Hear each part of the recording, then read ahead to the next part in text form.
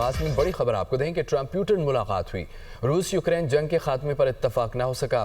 2.5 گھنٹے سے زائد طویل ملاقات، دو طاقت اور ریاست کسی ڈیل پر نہ پہنچ سکے۔ ملاقات کے بعد مشترکہ پریس کانفرنس کے دوران ڈونلڈ ٹرمپ نے کہا فوری جنگ بندی پر اتفاق نہیں ہو سکا، تاہم اسے کے قریب ہے۔ اس ملاقات کے حوالے سے سب سے پہلے یوکرینی صدر زیلنسکی کو فون کروں گا، دنیا کے دیگر رہنماؤں سے بھی رابطہ کروں گا۔ پیوٹن لوگوں کا قتل عام ختم کرنا چاہتے ہیں، تاہم اہم مسئلے پر اتفاق نہیں ہو سکا۔ کچھ چیزیں طے ہونا باقی رہ گئی ہیں، بہت سے معاملات پر پیش رفت کی ہے۔ روسی صدر پیوٹن نے یہ کہا کہ صدر ٹرمپ سے بات چیت تعمیری ماحول میں ہوئی ہے، مذاکرات کی دعوت دینے پر امریکی صدر کے شکر گزار ہیں۔ ہم یوکرین جنگ کا خاتمہ چاہتے ہیں، اگر ٹرمپ صدر ہوتے تو یوکرین سے جنگ شروع ہی نہ ہوتی۔